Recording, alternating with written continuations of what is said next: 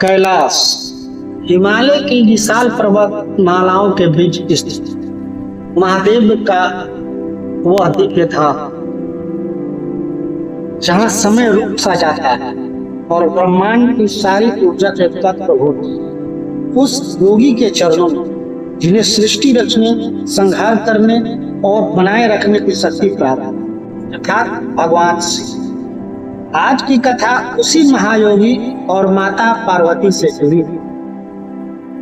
एक ऐसी घटना जहां शिव को भी किसी की माया का सामना करना पड़ा। आइए सुनते हैं शिव और मोहिनी राक्षसी की रहस्यमयी कथा।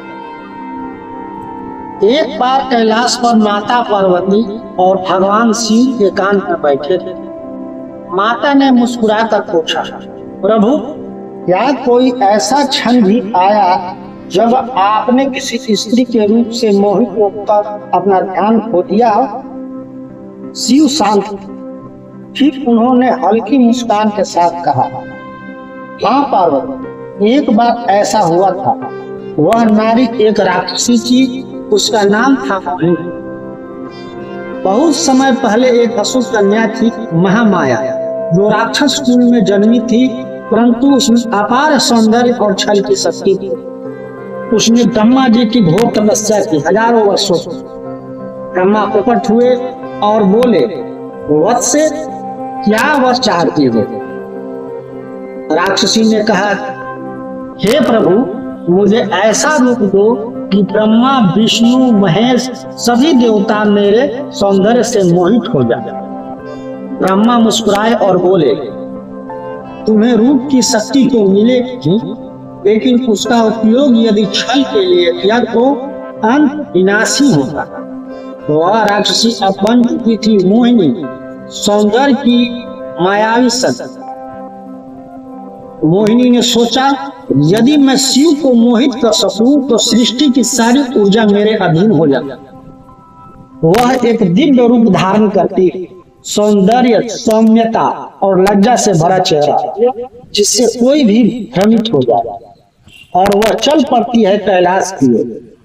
उसका एकमात्र लक्ष्य महादेव। कैलाश पर महादेव ध्यान में लीन थे। मोहिनी वहां पहुंची और एक मनोहर नृत्य आरंभ कर दिया। हर अदा, हर भाव ऐसा प्रतीत हो रहा था मानो प्रकृति स्वयं नृत्य कर रही थी। एक क्षण को शिव ने आंखें खोली। मोहिनी मुस्कुराई, उसकी आंखों में विजयी चमक। परंतु महादेव मुस्कुराए और पुनः ध्यान में चले गए। मोहिनी की माया शिव पर असर न कर सकी। शिव ने कहा, तेरा रूप भ्रमित कर सकता है मनुष्य, देव, पर जो स्वयं को जान चुका है उसे नहीं।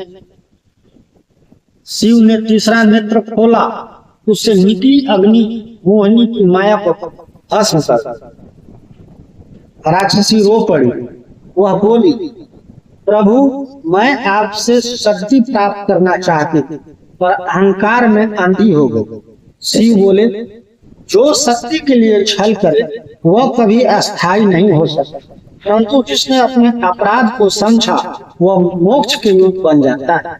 मोहिनी ने हाथ जोड़ दिए। शिव ने उसे आशीर्वाद दिया। अब वह एक तपस्विनी बन गई और शिव की भक्ति में लीन हो। कथा सुनकर माता पार्वती मुस्कुराई और उन्होंने कहा, प्रभु, यह तो आपने बहुत बड़ी सीख दी कि सौंदर्य में नहीं, आत्मज्ञान में शक्ति। शिव बोले, सत्य, शिव और सुंदर तीनों एक ही। जब कोई आत्मा अहंकार छोड़ देती है तो वही शिवमय हो जाता है। संसार के सारे फूल उस दिन कैलाश पर बरसे। शिव पार्वती की यह लीला आप भक्तों को मोह माया से मुक्त होने का मार्ग दिखाती है। यह कथा केवल एक राक्षसी की नहीं, यह कथा है हमें हमारी सीमाओं से मुक्त करने वाली चेतना की। जय शिव शंभू, हर हर महादेव। यह कथा आपको कैसी लगी? अगर अच्छी लगी हो तो कमेंट बॉक्स में हर हर महादेव जरूर लिखें और हमारे इस चैनल को लाइक और सब्सक्राइब करें।